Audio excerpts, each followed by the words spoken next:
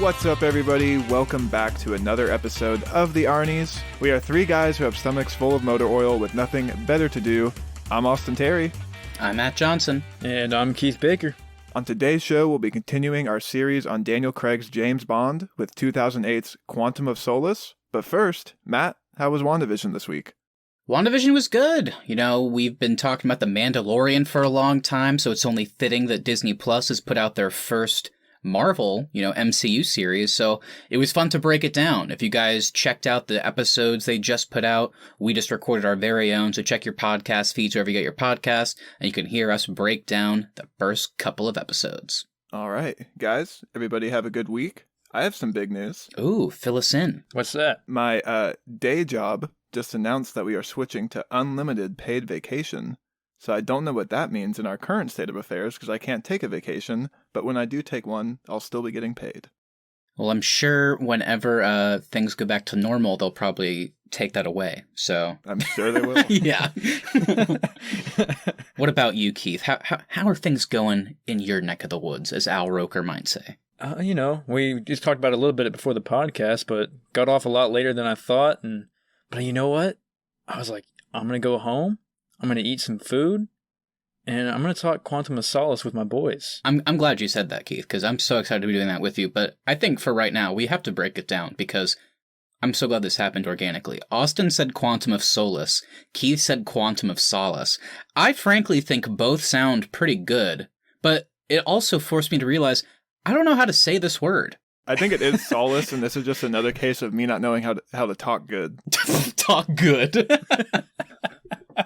Oh my god. We'll be talking about the title of this movie later, because does it make sense?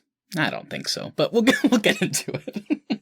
Okay, well today we will be discussing the much maligned sophomore outing for Daniel Craig as James Bond, Quantum of Solace.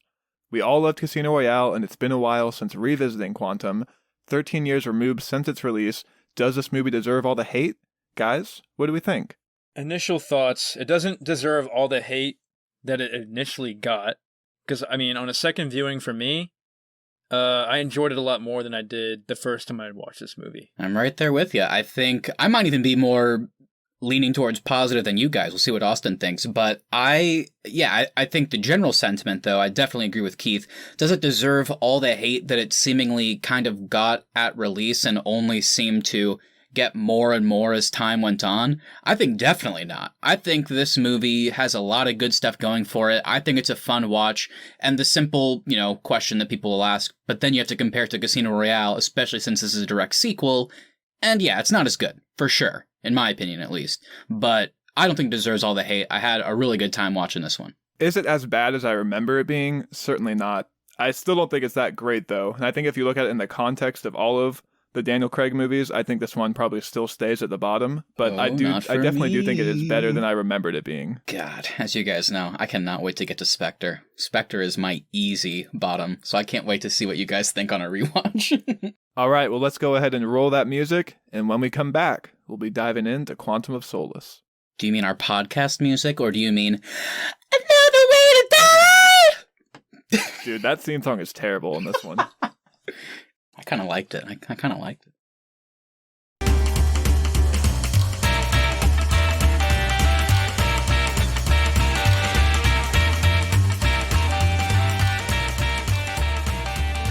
All right, let's get into our movie facts. Keith, take it away with our cast and crew. Cast and crew, yeah. So this one is directed by Mark Forster. You may know him from Monsters Ball, Finding Neverland, Stranger Than Fiction, World War Z. One letter away from being Forrester, which would be a lot easier to say. I know, I keep messing this one up on accident. All right, screenplay by Neil Purvis, Robert Wade, and Paul Haggis. Mm-hmm. Composed by David Arnold, along with the James Bond theme by Monty Norman. Featuring Another Way to Die, written by White Stripes Jack White and performed by Jack White and Alicia Keys. Of course, we got Daniel Craig as James Bond 007. We have Olga Kurylenko as Camille Montez. We have Matthew Almeric as Dominic Greene. Giancarlo Giannini as Mathis. Gemma Alterton as MI6 agent Strawberry Fields. Jesper Christensen returns as Mr. White. And Stranger Things, David Harbour as Greg Beam and Roy Kinnear as Bill Tanner. And we got Jeffrey Wright returning as Felix Leiter and Judi Dench as M. So, guys, what's your thoughts on the cast and crew? I mean, the two standouts for me in this movie are definitely Judi Dench and Olga. I think they're both fantastic in their roles. And I honestly, without this movie, I don't know how this movie is even like a semblance of being good without those two in this one. Interesting. What about you, Keith? I like the way Austin put that, kind of singling some out. What about you? Are there any on here that you would call your highlight? Yeah, I really enjoyed Felix in this one, actually. I forgot how big of a part he played in Quantum, and I really enjoyed Jeffrey Wright's performance in it, returning as him. So yeah, that's my highlight. I agree with you guys. I think everything you have said so far is certainly a highlight, but just to kind of mix it up, I would say maybe this is controversial. I don't know if this is a hot take. We'll talk about it later for sure. I really like Matthew Almeric as Dominic Greene, and I like Dominic Greene as a character. I think it's this really kind of normal guy. It's not the traditional Bond thing. It's not, it's not Mads Mikkelsen as Le Chiffre with a messed up eye that's bleeding all the time. It's just a pretty normal dude for the most part, but his plan is just absolutely nefarious, and I loved watching it come together, and him being the villain was so cool. Mathis being back, I loved him. And yeah, those are my highlights, I would say. I think Daniel Craig, of course, I think it can kind of go without saying. He looks good in the action scenes. I like his version of Bond, and it's another good performance. But yeah, I think you guys nailed it. I think lots of highlights in here for sure. Maybe the movie's not as good, but I think there's lots of individual parts that work on their own. Now, did they all come together? Not as well as they should, but I like a lot of this stuff. I think the villain's plan is cool. I think Dominic Greene is such a fucking boring villain, though. Yeah. Hi, I'm Dominic Greene. Come to my party and I'll glare at you a little bit. I see why you would say. I didn't read it as boring. I read it as like the goal was to make him a seemingly normal guy that behind the scenes, like, he's parading around as this eco-friendly guy with Green Planet, but he's really like the leader of Quantum, and he's doing like some really disgusting stuff over the world in order to he's like willing to sacrifice just everyday people in order to get like really fucked up dictators into like new positions and shit like that. So I found the plan. I agree. The plan is the most interesting part, but I kind of like the dichotomy of the whole normal guy, but really bad behind the scenes. But I can't blame you for thinking it's boring, because it's certainly not as exciting as what we see before and after this, I would say. Well, let's go ahead and get into the segment that Matt launched last time, Production Nightmares. And of course, if we're talking about the production of this one, we got to talk about the writer's strike. Production for this film started right around the time of the 2007-2008 writer's strike. The WGA, or Writers Guild of America, went on strike to demand higher wages. So essentially that resulted in no studio could hire a writer to work on their film. Yeah. So that essentially resulted in Daniel Craig and Mark Forster just doing rewrites on their own on set. Yeah, uncredited, obviously, which if I was doing that, I would want to be uncredited, too. I wouldn't want anybody to know that I wrote the script, but, so what does that mean, Austin? So because Neil Purvis, Robert Wade, and Paul Haggis wrote the first one, does that mean they wrote the rough draft and then just had no involvement after? I think it was actually just Paul Haggis that turned in his rough draft. I might be wrong on the name there, but basically the remaining two, whoever it is, came on after production was done and kind of did rewrites for like reshoots. But basically the way the rules of the strike worked was you can't employ a writer, but an actor and a director can work on scenes together. So that basically made Craig and Forster the default writers during production. Jeez. I knew it was bad. I didn't realize it was that bad, though. And this movie caused Daniel Craig to go on and state he will never do another movie without a finished script in place first, because he hated doing it so much. He's basically gone on to say that he was fucked. Like, that whenever he talks about this, that's the line he gives about in interviews. He's like, I was fucked working on this movie because I'm not a writer. Yeah. Jesus. Kind of shows in the movie. It definitely does. I mean, I guess the easy devil's advocate is, I don't think... now that we're 13 years later, looking back on it, yeah, it's definitely, I think the worst thing you'd say about the movie is that it's kind of conventional. Now, it doesn't come off as that dire or that bad to me, so maybe that's a good thing looking back on it, but yeah, I didn't realize how bad it was at the time. Well, and the other challenge to this, too, is that they were developing an original story for this one, so they didn't have like a book or source material to work from, so like everything they're going from is an original idea, so they don't even have like a source material to fall back on without their writers. Right, this was the first one, right? Because they were after the Pierce Brosnan movies, they were done with all of them. And Casino Royale, even, they'd already done before. So they really were on, like, uncharted territory for the first time. That's kind of shitty timing, you're right. There were also so many on-set accidents in this movie, and that, combined with the writer's strike, caused the crew to believe that the production was cursed. Like what? What do you mean? Like, is there an example? Daniel Craig had the tip of his fingers cut off. He had his forehead gashed open. He had to get surgery, and eventually had to get plastic surgery to repair a scar on his face. Jesus. I think he broke a bone as well. There were multiple stuntmen that got injured. There's even like a production assistant who was working on this movie in his home, and his wife stabbed him while in production. My God. I shouldn't laugh at that, but jeez. Did they die? I don't know I couldn't find if he died or not. Damn. A lot of injuries other than Daniel Craig as well, like a lot of stuntman. I'm thinking back on it now. I'm not surprised. I mean, there's literal scenes of like people driving into each other with boats at full speed. So well, there's even so a bunch of stuntmen were injured, and then also like some like just set stuff started breaking as well, like some cables broke, and I think they even had a stage production burned down. Jesus. They just said to do the stunts without any safety precautions. Like, no, you need to actually run this boat 100 That's what it looked like in the movie. No safety nets, no mattresses to catch you on. Just run it into the There were some scenes in this I was like, oh my God, I did not remember. That boat chase is insane. It's so bad. Oh my God. All right, guys. We've been dancing around it. This movie, a bit controversial, but let's talk about what people thought at the time so we can see what we think now 13 years later. So, the movie itself has a 65% on Rotten Tomatoes. The general consensus was, while brutal and breathless, Quantum of Solace can deliver tender moments along with frenetic action, but coming on the heels of Casino Royale, it's still a bit of a disappointment. Positive reviewers noted that it was a smaller, more personal story in parts. Craig's Bond was said to be nursing a broken heart and a coldly suppressed rage in this film. Craig's performance received continued praise, like I said. The locations were called out.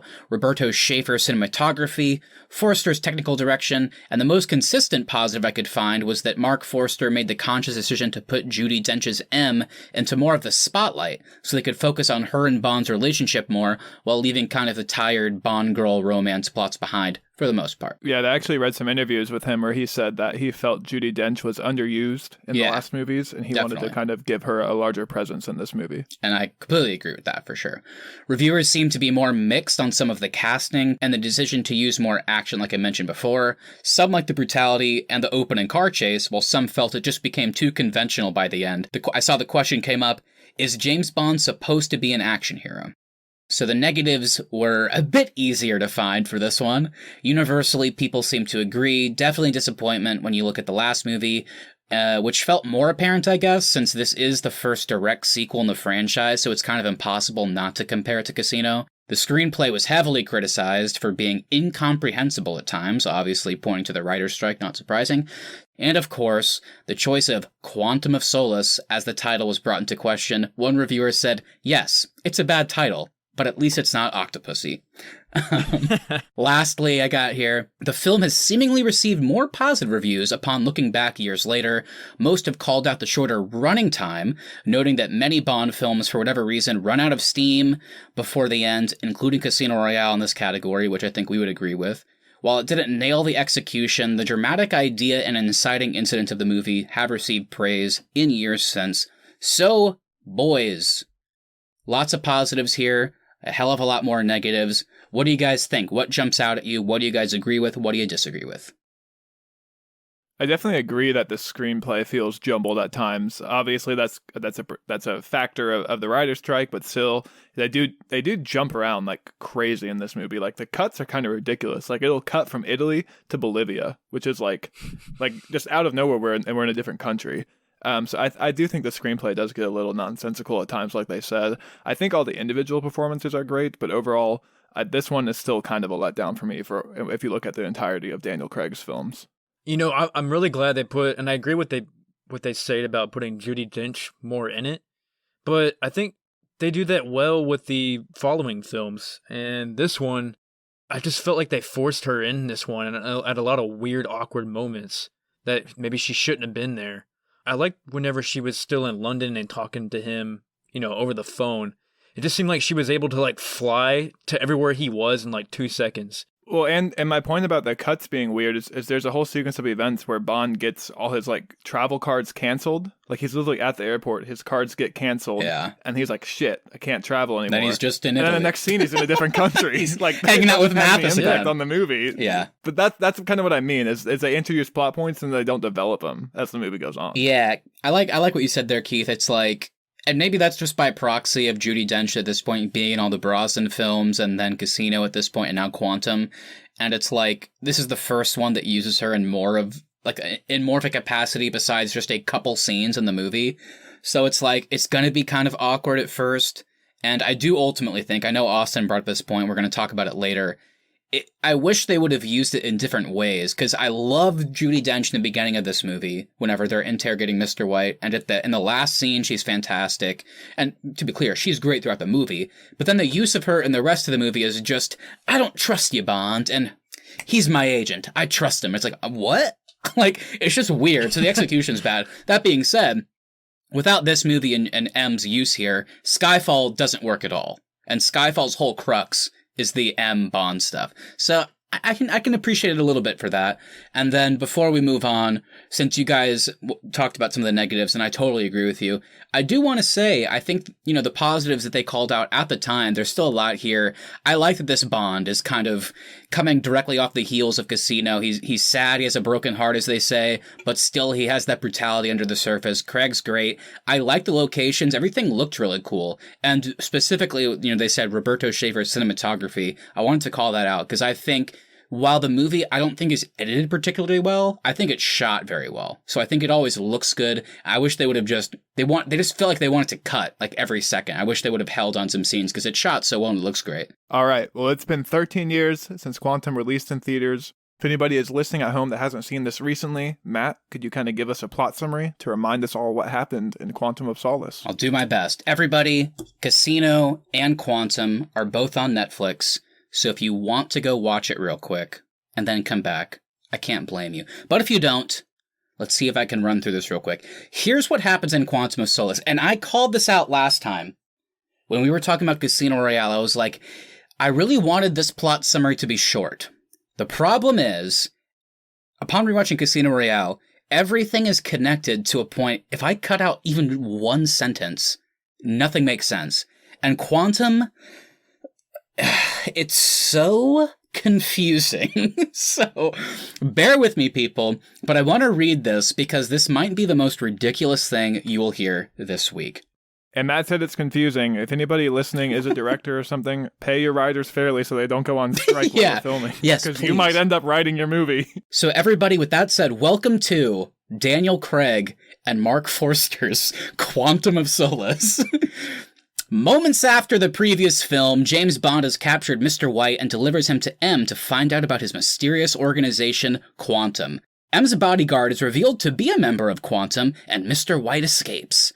Looking into the bodyguard points Bond to Haiti and discovers a hitman has been sent to kill Camille Montez at the behest of her lover, environmentalist and entrepreneur, Dominic Greene. Bond learns Greene is helping exiled Bolivian General Medrano, who murdered Camille's family, to overthrow the government and become the new president, and all Greene wants in return is a seemingly barren piece of desert. Bond heads to Italy and convinces his old pal Rene Mathis, whose innocence was apparently confirmed after the events of Casino Royale, to accompany him to Bolivia. At a party, Bond again rescues Camille from Greene. Afterwards, Bond and Camille leave the party so that Camille can show Bond the details of the mysterious Tiara project. The following day, Bond and Camille survey Quantum's intended land acquisition by air, and then, of course, their plane is shot down by a Bolivian fighter aircraft. Oh my god. They skydive into a sinkhole and discover Quantum is damming Bolivia's supply of fresh water to create a monopoly. Pay your writers! Pay your writers! Pay your writers! Back in La Paz, Bond meets M and learns Quantum killed Fields by drowning her in crude oil. Bond meets CIA agent Felix Leiter, who, by God, why is he not in more of this movie, who discloses Greene and Medrano will meet in the Atacama Desert to finalize their agreement. Warned by Leiter, he evades the CIA's Special Activities Division when they attempt to kill him. At a really cool-looking eco-hotel in the desert, Greene tells Medrano that he now controls the majority of Bolivia's water supply, and Medrano must now accept a new contract that makes Greene Bolivia's sole provider of water at significantly higher rates. Bond infiltrates the complex, of course, though, and confronts Greene. Meanwhile, Camille kills Medrano, avenging the murders of her family. The struggle leaves the hotel destroyed by fire and Greene with an axe in his foot. Bond captures Greene and interrogates him about Quantum. Bond leaves him stranded in the desert with only a can of engine oil to drink. Very badass. And finally, let's wrap it up with the epilogue. Bond travels to Kazan, Russia, where he finds Vesper Lynd's former lover, Yusuf Cabrera, a member of Quantum who seduces women with valuable connections and is indirectly responsible for her death. Bond saves Cabrera's latest target from Vesper's fate. And, he's been murdering everybody in this film, even people that were totally innocent, and we see some character growth because he allows MI6 to arrest him. M tells Bond she needs him back. He responds that he never left, and while walking away, he drops behind him in the snow the necklace that Cabrera gave to Vesper.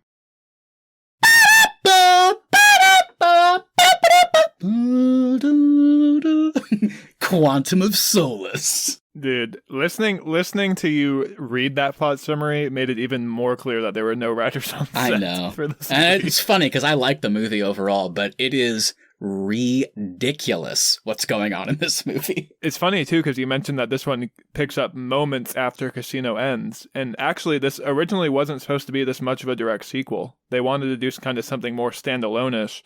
And then opted to go the sequel route once the writer's strike happened. I do like the beginning of this movie with the car chase. I thought that was a badass way to start it off. Because most Bond films kind of start off kind of soft, and this one just started off right in the action. So. I like it. I don't know. I think the car chase, it's cool, but it's kind of long and it looks slow in a way. Like I don't think it's very exciting as far as car chases go. Yeah, I can get that. I guess I just appreciate that it's clearly practical for the most part. Like, there's actually, they're filming real cars doing all this stuff. And I think for me, that's usually enough with action sequences. So yeah, I can admit that it does look a bit slow, but I kind of liked it. And to Keith's point, I feel like obviously the writer's strike, that sucked for a lot of people, but I think the whole direct sequel thing maybe might be one of those positives that came of it, because I liked that the kind of the Daniel Craig franchise and clearly continue with No Time to Die is these movies are connected, which was never a thing with Bond in the past. You have the same actor, you have the same M, but they never even mention other stuff that happened. Like, in Die Another Day, Pierce Brosnan isn't talking about GoldenEye. He's not talking about Sean Bean or whatever. So I kind of like that this kind of happened, where it gave them an opportunity to tell stories over a longer period of time and pick up stuff. That being said, this is the first direct sequel to a previous Bond film, picking up immediately after Casino Royale, and I like the continuation of Mr. White's involvement, his whole escape, that action sequence, Bond learning about Vesper's supposedly dead boyfriend that led to her having to get in with the bad guys in the previous movie, and then, of course, following up on all of that at the end. I like that these threads continued, and I think I would have liked them to be the focus of the movie. It's because they're really just the prologue and epilogue. I mean, do you guys agree? After the prologue, couldn't Mr. White have been the villain of this movie, like the main villain? Like, have him be the leader? Like, you can do the exact same plan. Just have him be the person in charge, because I've always felt like the prologue and epilogue of this movie are tied together. They're a great, last act of Casino Royale, like what comes afterwards. I love the beginning and end of this movie in that sense. But then the middle part, I actually kind of like on its own. But I don't think they fit together very well at all. Well, and we're going to have to talk about the epilogue, because I think the epilogue is great, but god damn, it comes out of nowhere. That's what I mean, yeah. I think you made a good point, though. I think the middle of this film feels like a different movie than the beginning and the end do. And so, yeah, I would have rather had Mr. White be the main villain in this one than Dominic Greene. I think Matthew Allmerich gives a good performance, but the character as a whole I just think is so boring. Yeah, what about you, Keith? Yeah, it would make more sense if he was the main character. Like, why would you only have him 10 minutes of screen time not even 10 minutes, probably 5 minutes of screen time in Casino, and then you give him 10 minutes of screen time in this one? Yeah. What's the point of his character now if you're never even going to develop it? And they continue to not, or don't, whatever you want to say. Yeah, it's weird. It's tough because, the writer's strike was so terrible, and I don't want to shit on this movie because they had to put it out and it was just like a casualty of that. But there are some things I just don't get. I mean, I guess on the one hand, it's like they cast Jesper Christensen in the previous movie, and I guess they were like, we'll get another actor to play a villain. But I guess I don't understand why it never crossed their mind to just be like, well, he could escape in the beginning and then go back to Quantum and be the main villain. Again, have him do the exact same thing. Maybe Mr. White, his whole thing is, like, his main job is he's in charge of this environmental organization. Obviously, you don't call it Green Planet, but he's in charge of that. Do the same thing. So I don't understand why both these characters are in here. Or you can still do Dominic Greene, but just make more of an effort to show that Mr. White is the one pulling the strings. They mainly just showed him as co-worker. Right, because we see him in that opera scene, but it's very unclear what the hierarchy is. Despite the movie, I really like the idea of Quantum as this organization. Like, them sitting in the opera and kind of communicating during this. This is how they meet. The opera's my favorite scene in the movie. Like, this is how they meet, It's doing so this cool. weird stuff and communicating that way where nobody will know. And clearly, it's just such a wide-reaching organization. And Mr. White, who we know from Casino and some of his actions, he's clearly involved. So I don't want to spoil anything, but they just abandoned this going forward. And I won't say where, but I mean, it's just like, yeah, it's just a shame because I guess this movie just didn't receive good enough praise to them. So they were like, we got to bury it, like all the ideas. So it's a shame because I think they really could have developed a lot of this and had more villains be interconnected, whereas they're just not. And it kind of sucks because they could have did something cool with this. But one thing I'll say about the opera scene, I thought it was hilarious whenever Bond comes on. He's like, really, guys? This is the best place you're going to meet? It's so funny. It's also the most kind of like spy-ish James Bond that we've gotten from Daniel Craig as well. I think in both Casino and this one. Like, this is the one where he actually feels like a spy. Yeah, but you know what the thing I like? I'm not even making a joke. He's kind of a bad spy. Oh, he's a terrible spy. He gets on scene in Bolivia for 2 hours and already gets his cover blown. Yeah, and I know, everybody knows who he is. Yeah. It's like, oh, it's James Bond. And there's a scene where he willingly looks at a security camera at one point and lets it take his photo. I know. It's so funny. It's like, I love that they took the whole legend of James Bond from the previous iterations and applied that to the same character because he's named James Bond. But it's almost like it's the inverse. It's like he thinks he's James Bond, who's like, I'm James Bond, nothing's gonna go wrong. And he's just an idiot, dude. Like, the scene at the opera where he throws a guy for no reason off of a building and the guy lands on a car, Dominic Greene kills him, and then M's like, Bond, that guy worked for us. What the fuck are you doing? And he's just like, oh, shit, sorry. Like, this guy's an idiot. And I kind of like it, kind of in a good way. He's just a fuck up, but he thinks he's the shit. And it kind of works as like a character arc going forward. It's just kind of silly sometimes. So moving on here, to me, a lot of the action set pieces in this movie feel really forced. I feel like Casino, all of the action made sense within the context of the plot. Whereas in this one, it's almost like we're doing plot stuff, and then we take a break to go film an action scene. The most egregious one to me being the plane chase. The plane chase, I think, is so forced in this movie, and it just comes out of nowhere. Yeah, weird scene. This is the worst one for sure. It doesn't look good, and they're trying to figure out the villain's plot, and then just out of nowhere, just machine gun fire. It's like, oh, okay, another action sequence. And it's just silly, because then they jump out. I love Bond's, like, reactions. Like, the plane gets shot up, and it's on fire, like all the engines are failing, and then he just pulls up, and he's trying to like, go straight up in the air. Then he just said, screw it, and then he just dives down to the bottom of the plane, almost gets hit by all the cargo, and then just jumps out with Camille. It's hilarious. Yeah, and they somehow survived by like hugging each other and then pulling the chute. Like 10 feet above the ground. Yeah, really lucky they fell into a sinkhole. It bought them an extra 100 feet of space. Oh yeah, they would have died for sure. That being said though, it's like I certainly don't like the plane chase, but and just the whole action idea, I think probably had to do with the writer's strike as well.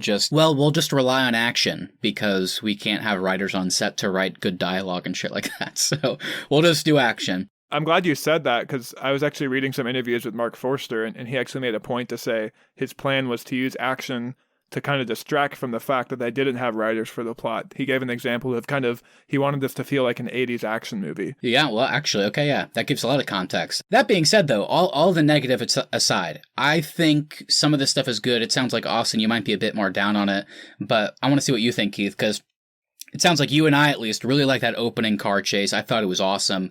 The Italy rooftop chase and opera escape scenes were really fun, especially the opera escape, because I loved how the opera's still going on, and then they drown out all of the sound with what Bond is doing. So it's just like you're listening to the opera. So cool, so fun. And then, dude, that scene when he gets to Bolivia for the first time, and he fights that hitman, and they just fall through the glass. The guy cuts his neck, is holding it. Bond stabs him under the leg, just severs everything. And then the guy is just like, I think I'm dying, is bleeding out. And then it just cuts to Bond, who's not even looking at him. He's just looking off like to like the vista, just like kind of like just hanging out, chilling. I was like, oh my, I thought this was a perfect, just quick fist fight that looked awesome and I was like, oh my God, that is like one of the most low-key violent things I've ever seen. So there's some highlights for sure, is what I'm saying. For me, don't love the opening car chase. The rooftop scene is cool, but I think it comes too soon after the opening car chase. That fist fight scene in the hotel is pretty sweet. The opera is the highlight. Yeah. I think that's the best scene in the movie. That whole sequence of events is awesome. The boat chase also was terrible. Boat chase is cool, but it's kind of forced in there. Yeah. Well, I think that actually, now that we're thinking about it, the boat chase might be the worst one, especially as it goes on, because we know Camille is trying to get in with Medrano so that she can kill him for murdering her entire family. And then we, the audience, know that. And then it cuts to Bond. He's like, I'm going to save you. And we're like, no, don't. And then he saves her. We don't know that just yet, though. I know, but it seems like she's clearly trying to, I guess you're right. We don't know that fully, but still it's just a weird scene because she's clearly okay with it. Then we cut to Bond. He chases after her, gets her. She gets knocked unconscious. He drives back and then just throws her body into some random stranger's hands. Like, take care of her for me. Da, da, da, da, da. Yeah, she was like, do you know how long I've waited to be that close to him so I could kill him? And Bond's like, I apologize. I know. That was it. Like, that was the end of it. She spills her soul to him. She says that he murdered my father. She says he did things, clearly, I assume, sexually assaulted or raped her mother and her sister, and then killed them and strangled them in front of her. And Keith, but you're right, Bond literally goes, in reference to the fact that he didn't let her kill him, just goes, I apologize. It's like, oh, thanks, asshole. But dude, when she gets her face clocked by the boat, oh my God, that looks real. That's what I'm saying. That was probably a stunt woman on this set that almost died because she got hit by an actual boat. Meanwhile, there's a PA getting stabbed in his home by his wife. It's like, what's happening on this movie? Pay your writers! Pay your writers! Oh my God. We just gotta call this episode Pay Your Writers. Like, no mention of Quantum of Solace in the title. It's just called Pay Your Writers. Love it.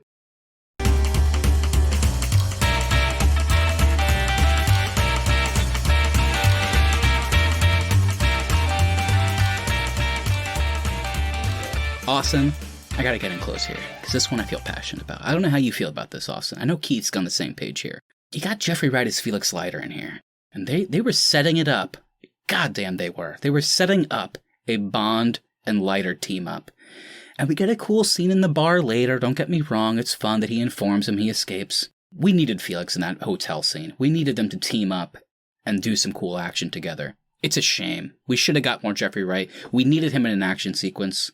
I hope you guys agree with me. That's all I had to say. Yeah, I totally agree. He definitely needs to have a bigger part in this movie. And actually, they filmed more scenes with him, but they just got cut down on the editing floor. A shame. He definitely stole the show for me. I really enjoyed his character. What about David Harbour? Did he steal the show for you?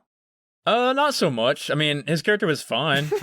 But he's barely in it, yeah. But no, I think Jeffrey Wright plays Felix Leiter great, and he's believable as a CIA agent. And it's really cool that him and Bond have that special friendship that they can just meet in a bar and just kind of talk casually and kind of put their governments aside and just be buddies and have a drink and then warn each other about different things that are coming in the future. Yeah, he doesn't sell him out in the first scene. I mean, clearly this guy that Felix needs to be careful around in terms of killing him or hurting him is like, hey, I got this picture. This guy's a pest. Who is he?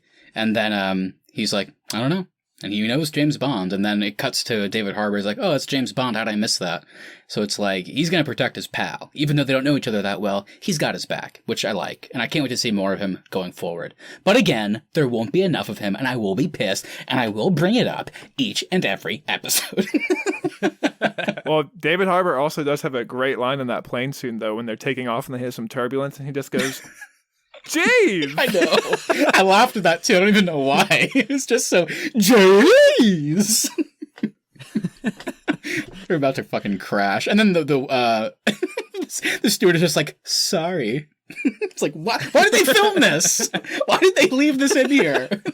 Pay your writers! Pay your writers! Please, God. Okay, so I also do want to get into the M and Bond relationship. As we've said, Judi Dench is still fantastic in this movie, but the character itself seems to flip-flop pretty easily. Casino, by the end, she trusts him. In Quantum, she trusts him for like 10 minutes, then she's back to not trusting him. People around Bond keep dying, so she tries to bring him in. Bond beats up some guys in an elevator, then she trusts him again, and then at the end, when he lets Yusuf live, she's once again confirming if she can trust him or not. So what do you guys think about this relationship in this movie? Yeah, since Casino is kind of Bond's origin, we're still trying to figure out what M's trust issues are with Bond, I guess, if that's the right wording. Because like we talked about before, he does some crazy shit, and she gets in trouble for it, because she has to report to higher-ups. And the guy's like, so why is Bond killing our own people? Yeah. He has to explain that. And so she's kind of whenever she gets mad at him, I'm with her. Me too. Yeah, and I agree with you there, Keith. I just think it really is really jarring when she goes to bring him in, she makes him turn over all his weapons, he takes an elevator ride with her agents, knocks them all out, then he comes back up and she's like, hey, we're good. Like, I trust you again now. It's like, wait, was there a scene that we didn't see there where they like kind of come to terms with each other? Like that scene feels really forced to me. I think and it's tough. I mean, again, we've talked about this before in previous episodes. It's like, I'm not a professional writer, so it's like, for me to give an alternative take, it's like, who cares? Well, you could have worked on this movie. Oh my God, I should have. I could have, if I had been an extra on this movie, I could have written the entire script, apparently.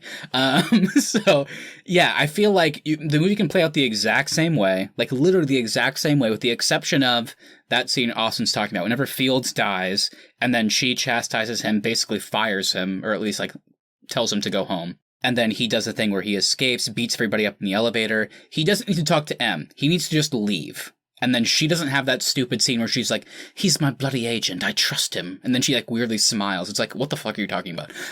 Just cut all that out. Cut everything out, and then have Bond finish the mission, go to the hotel, cut to Kazan, Russia, have him go in, have him not be with MI6, have him just go and like do that, and then have MI6 come afterwards, and then have that same scene with M, and just have her be like, do that classic thing you see in movies where it's like, well, Bond, I don't appreciate your methods, but clearly you were onto something, and you were right, so I'm glad to have you. And then have Bond go, well, actually, I just want to say, you were right, too. Which he does say at the end. He says M was right, but it's like, he should apologize. Like, I was really sad. I was in a bad place, and clearly people got hurt because of it. I'm sorry. And then have that perfect last line wherever M's like, Bond, I need you back. And he's like, I never left. It's just one of those things where it's like, Austin's so right. I have no idea why they did this weird flip-flopping M with the trust thing, when all they needed to do was just cut out like one line and just have him apologize at the end. And then it could have like really built the relationship even more. So it just comes off as so funny, because it's like, he's my bloody agent. I don't care about the CIA. It's like, Mathis is dead. Fields is dead. He just beat up our entire staff in that one elevator. Like, this is a fucking badass drunk on the run. Like, why do you trust him? So it just is funny.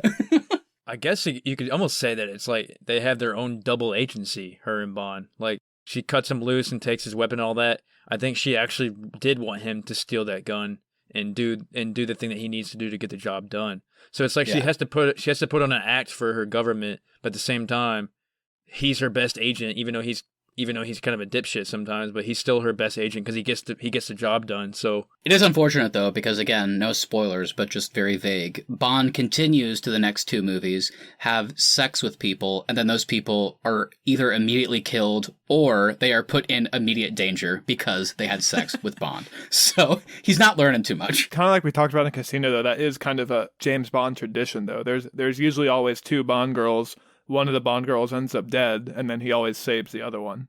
Well, we should talk about them, because I really like Camille as a character. I think Olga Kurylenko, I wish there was more to the character, but overall, I still think there's so much more to it than most of the, quote-unquote Bond girls we get. I really liked her. I mean, she's kind of like, because they say she's Bolivian Secret Service, she's kind of like, a version of Bond, who just hasn't had the opportunity yet to have that personal kill, which is what they talk about at the end of the movie, that he's like coaching her through how this kill is different because it's personal.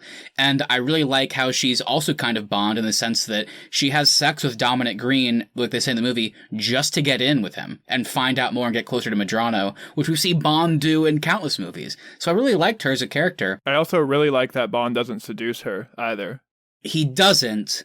And God, it's another one of those things that you just need to cut out 2 seconds. I love their relationship. It's perfect until the last scene. It's like, why does he kiss her? Also, it feels improvised because she looks so surprised when it happens. And maybe that's her being a good actress. To me, that doesn't feel like a sexual kiss, though. I agree. That feels I agree it's not. We've been through so much together. I completely agree. That being said, it could have been simpler. Like, wouldn't it have been really cool to see this really just sexual being in Bond who sometimes is really just gross? Like, if he had just like kissed her on the cheek, or if he had like hugged her genuinely, that could have been really cool. Instead, he just like, what if he'd sucked on her fingers? That would have been, I mean, Keith, we know Keith would have been down for that. I mean, he loves that scene with Vesper in the first movie. Oh no. That's my point. It's like they really, I thought, nailed it the whole time, and then like he just kisses her.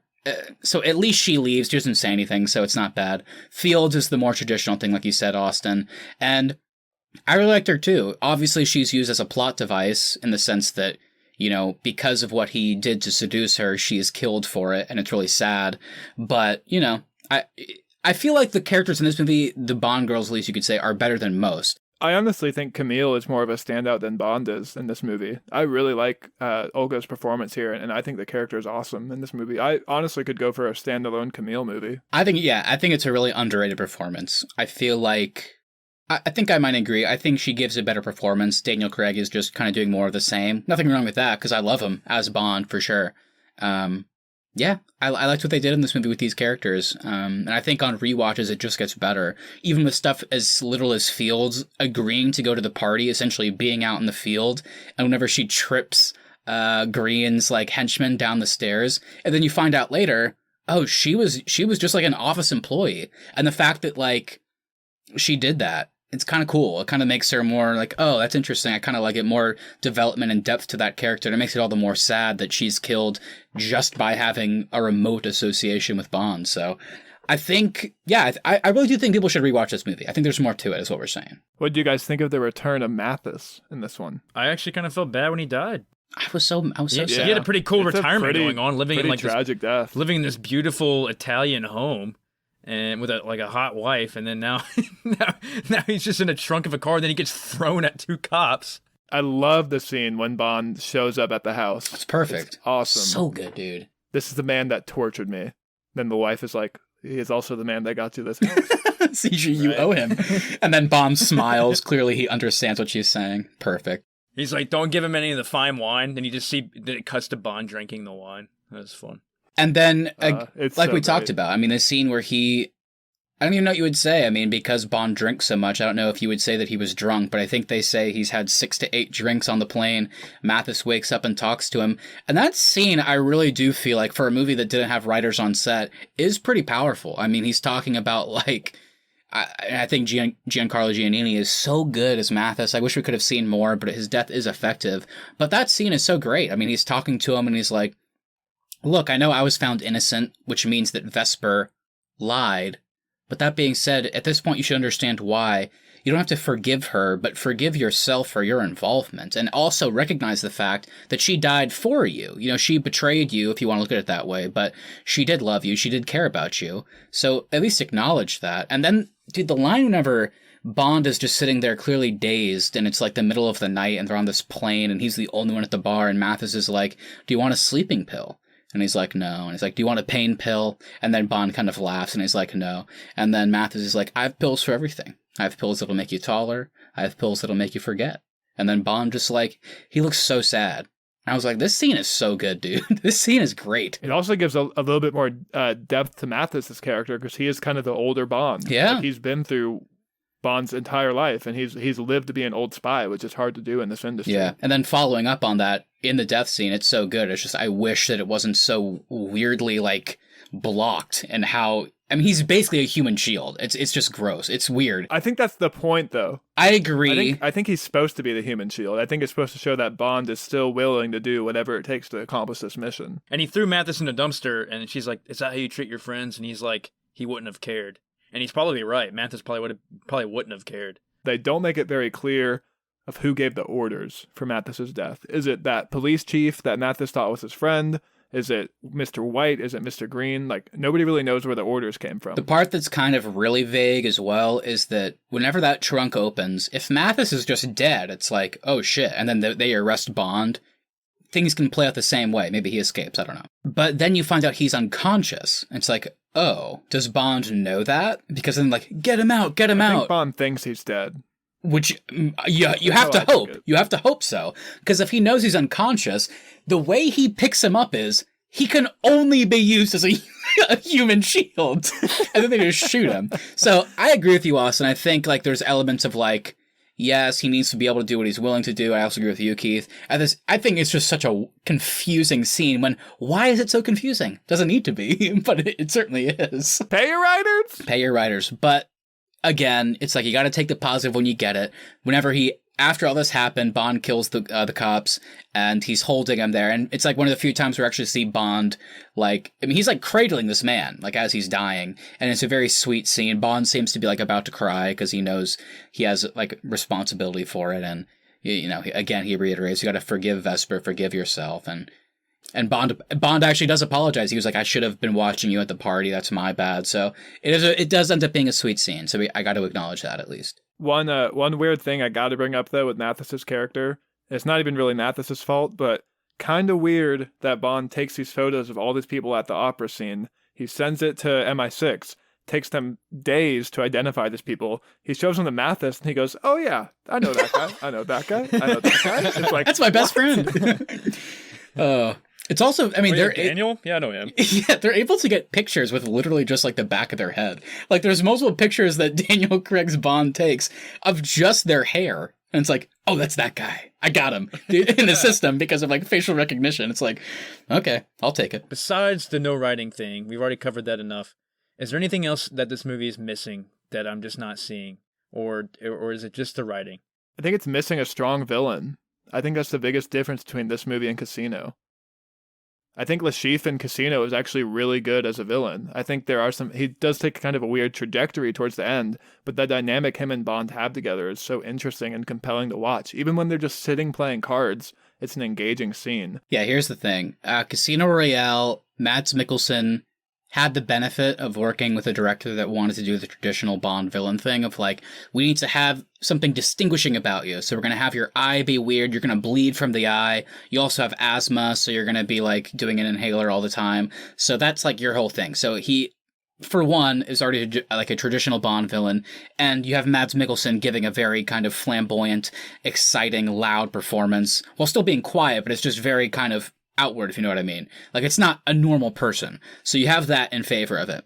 And then Austin's totally right. The one thing this movie does not have is Le Chiffre and Bond develop kind of a rapport over the movie. Not in a good way, like kind of like hero-villain type thing that's really fun to watch. Le Chiffre's plan, though, is garbage. I think his motivation and plan is absolutely horrendous. The one thing that Dominic Greene has over that is I think his plan is it's pretty great in the grand scheme of things with Bond. I think it's so easy to track, it makes so much sense, and it's so evil that it's like, oh my god, like by the end, whenever Bond just throws from the motor oil, it's like, I bet you'll walk 20 miles before drinking that. It's perfect. I love it.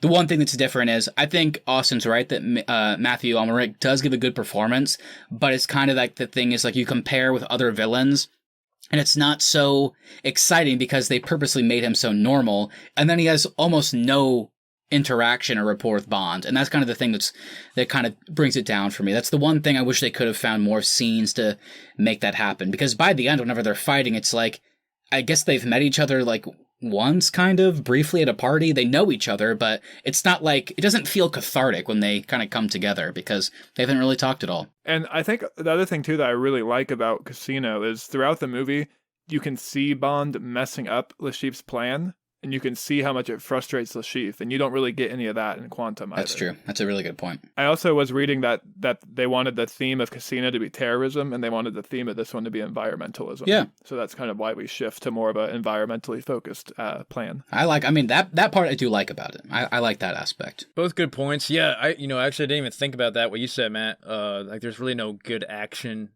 between Bond and Greene, really. Just Greene hitting Bond repeatedly with a crowbar until they fall off the balconies, wherever they were Terrible fighting. fight scene. Yeah, terrible.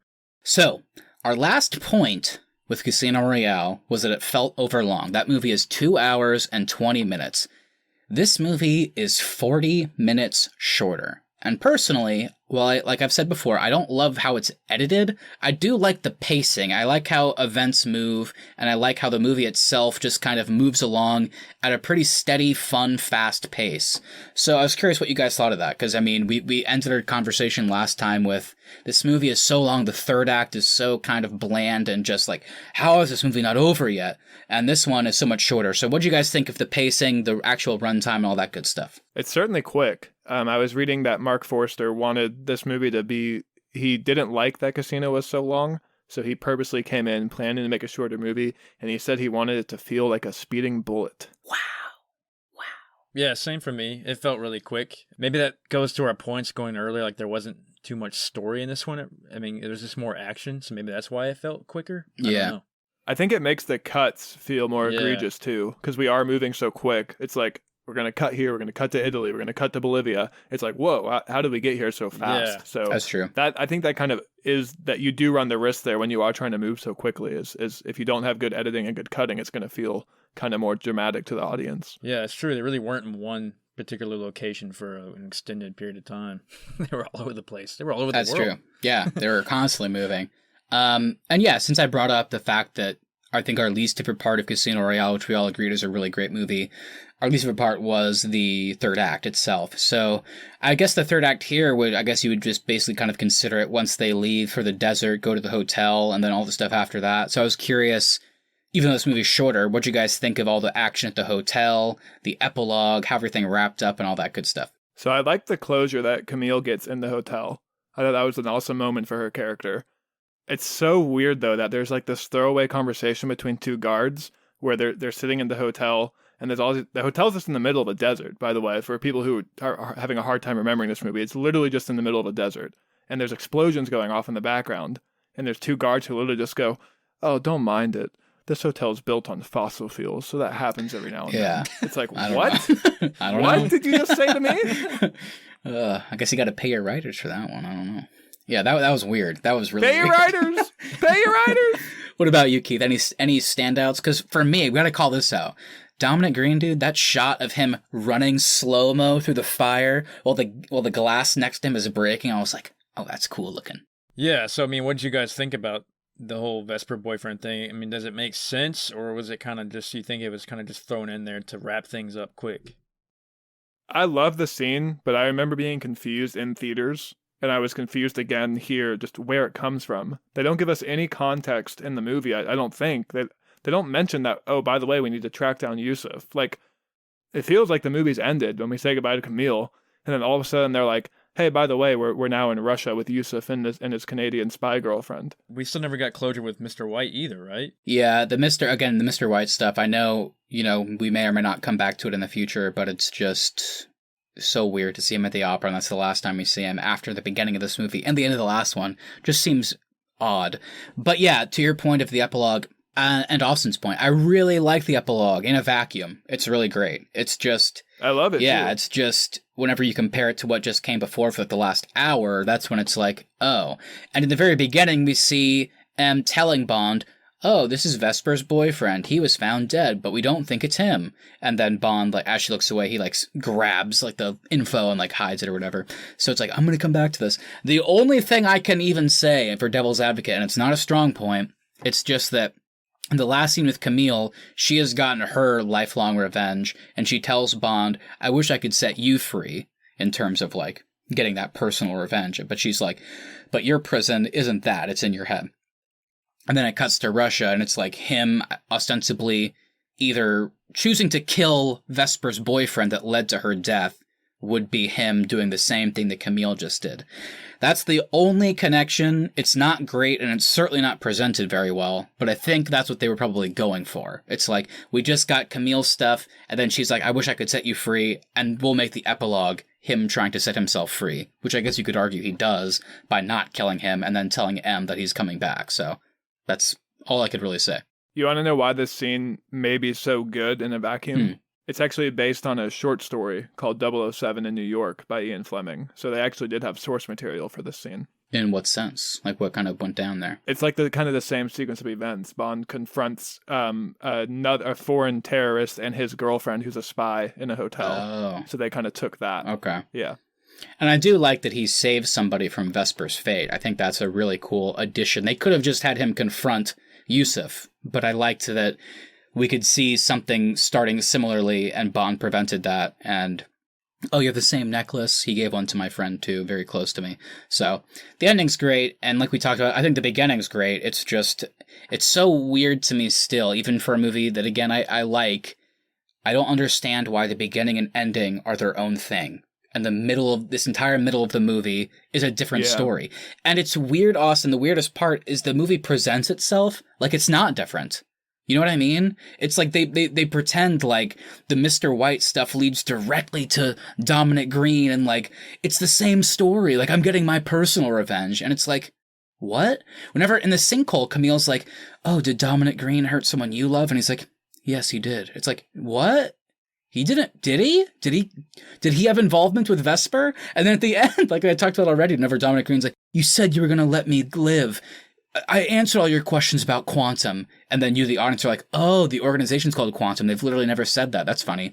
And it's like, what he's referencing didn't happen. I guess we're supposed to assume it happened in the I know. So it's just so weird. Like, the movie tries to pretend like the entire thing is cohesive, whereas the beginning and end are their own thing. They're like one long epilogue to Casino Royale, and then the middle is Quantum of Solace.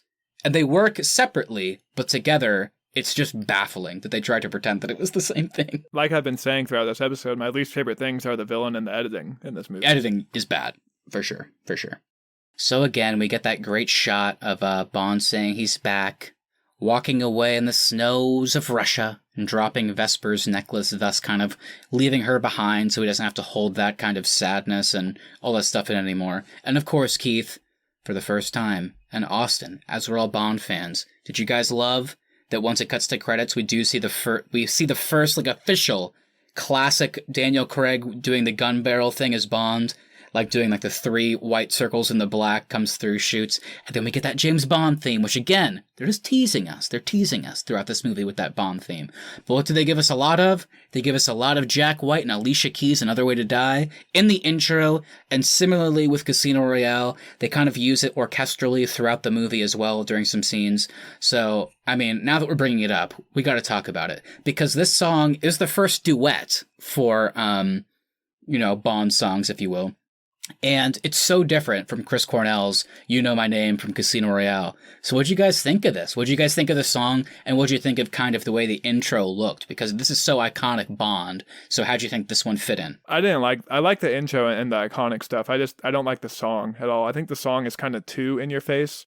We almost had Amy Winehouse writing the theme to this one. Ooh. And I think that would have been so much better. But the studio felt the safer choice was Jack White and Alicia Keys, so they went that way instead. Dude, it sucks, man. It sucks, man. It was an interesting song. I don't think the song sucks. I just think it kind of sucks for a Bond film. It's certainly different. For me, the thing I love about Bond songs is for them to be successful for me, they have to be 50-50. 50% the artist they choose, it has to be something that it has to be their style, and then the other 50, it has to feel like a Bond thing. You know what I mean? So it's why I love Casino Royale. Well, I have good news for you, Matt, because our next movie, Skyfall, Skyfall is the best. Skyfall is the perfect amazing. balance It's of that. amazing. Did Sam Smith nail it? I think he probably hit a 0. He hit a fucking goose egg for Spectre. And Keith, I was going to say, you know, it's funny because Amy Winehouse and Mark... You're just staying for... Amy Winehouse and Mark Ronson were going to do this one, but because of her, like, kind of legal stuff, they couldn't. It's a shame. I do like Another Way to Die. I like it more, but it's not my favorite. There could be but to that point, though, there could be a whole list of people that were supposed to do Bond songs and then never did. Keith, do you know who was supposed to do Spectre, by the way, as a little tease for the Spectre episode? Because they got Sam Smith. Do you know who was supposed to do it? Radiohead. Radiohead recorded a song called Spectre, and they said, no, it's too dark. So you know what we'll do? We'll get Sam Smith wailing into a microphone for 5 minutes. Guys, in 1 month's time, we'll be talking about Spectre. Be sure you come back wherever you get your podcasts, because I am going to shit all over it. This is Matt's Attack of the Clone, if you will. But Keith, we also almost got Sir Paul McCartney doing this song as well when they couldn't go with Amy Winehouse. Damn. That maybe could have been all right. I'll have to think about that one. Okay. Well, you think about it, Keith, and you let me know on the next time I do a Bond movie. But we're going to wrap this one up today, guys. Let's get into our podcast awards. If this is your first episode of the Arnies, this is a segment where we give an award for anything in this episode. Keith sometimes knows the rules, but he always starts us off. Keith, go ahead and start us off today. Okay, well, I mean, I'm between two different awards here and two different people getting these awards. I'm kind of tired, so I'm going to say both, and you guys decide which one's better. Please. So, first award goes to Best Cameo, and that cameo goes to the Italian lady that drops her fruits and screams something in Italian whenever Daniel Craig hits the rope. And her fruits fall all the way to the bottom. She goes, and she yells something. I started laughing my ass off at that moment. That's pretty good. What else you got? What's your other one? And then the other one goes to Creepiest Haircut Award goes to Dominic Greene's Henchman's. With the toupee whenever he falls down the stairs. And also Dumbest Looking Neck Brace goes to that guy too. Oh, that was so funny to me. That was so funny. I think you got to go with the haircut, Keith. I don't know. I think I might go towards Fruit Lady. So I'll let you decide that one, Keith. I like both of them a lot, though. Yeah. We'll go with the Creepiest Haircut Award. That's fair. To Dominic Greene's Henchman. All right, my award today is going to James Bond, and it is the original Captain America award for the elevator scene. We all know the elevator scene is iconic in the MCU, but James Bond did it first, and I think people are sleeping on that. I like it. I like it, Austin.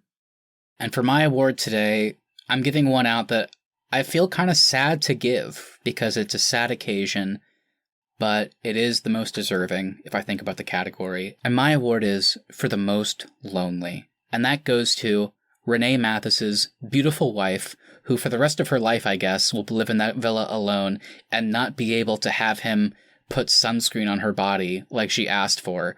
And honestly, it's a shame because whenever she asked for him to do that, we don't even know if he got to do it one last time before he left. I hope he did, for her sake and for his sake.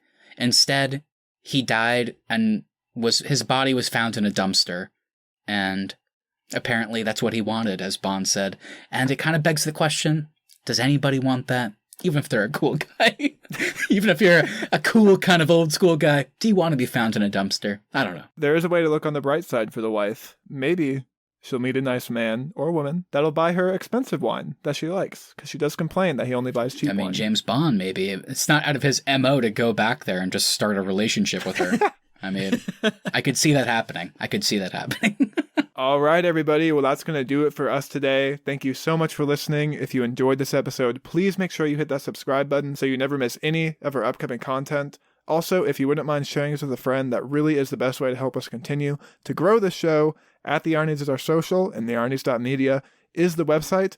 We will be back on Tuesday for a very fun Dungeons & Dragons episode, and we'll also have a guest host, Dungeon Master Nick, from the Very Good Adventuring team. Very excited for that. I mean, it could go so many ways. The three of us have never played D&D, and, with everything going on in the world, having to do virtual stuff, you know what? We might as well knock it out. I'm excited to see how it goes, and it's cool that you guys out there will be able to listen to it for our very first time. I think it's going to be kind of fun. And like I mentioned at the top, We are reviewing each and every episode of WandaVision on Disney Plus as they come out, so check your podcast feeds because we put out a review of the first episodes already, and going forward, each and every week you'll have that until it is done. And since this episode is part of our bi-monthly James Bond in review series, come on back in 2 weeks where we will review, revisit, and break down Skyfall. Yeah, and check us out on Instagram at the Arnies. Please direct message us your thoughts on this episode and upcoming episodes. Please give us your thoughts on your rewatch of Quantum of Solace. Did you enjoy it watching the second time, or do you still hate it? Also, please give us your favorite, or if you already have one, your character for Dungeons and Dragons. We wanna hear those. Yeah, tell us your class. Tell us your race. Are you a dwarf elf? Are you a human knight? We don't really know them, but we're gonna figure it out. I promise. I'm gonna do my best.